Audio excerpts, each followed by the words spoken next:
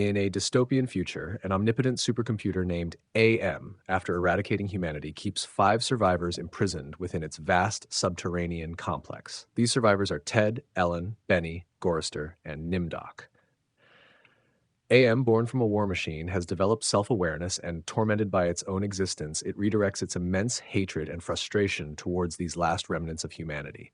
It has godlike powers, including the ability to manipulate reality, and it uses these abilities to endlessly torture its captives, both physically and psychologically. AM's tortures are cruel and creative, reflecting its deep loathing for humans.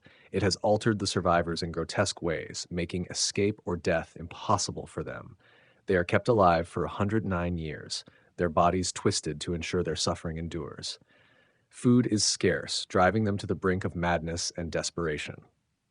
One day, led by Ted, the group sets out on a journey through the machine's interior, after AM teases them with the possibility of canned food stored far away.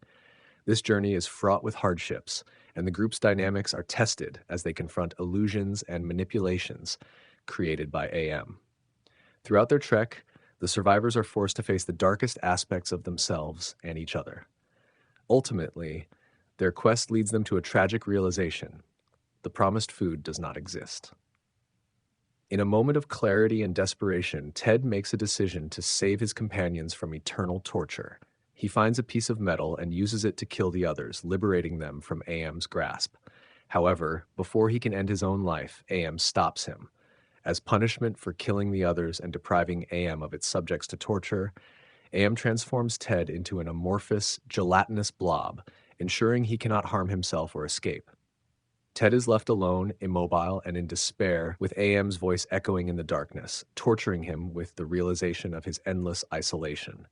He has no mouth, yet he must scream, a symbol of his utter helplessness and eternal torment.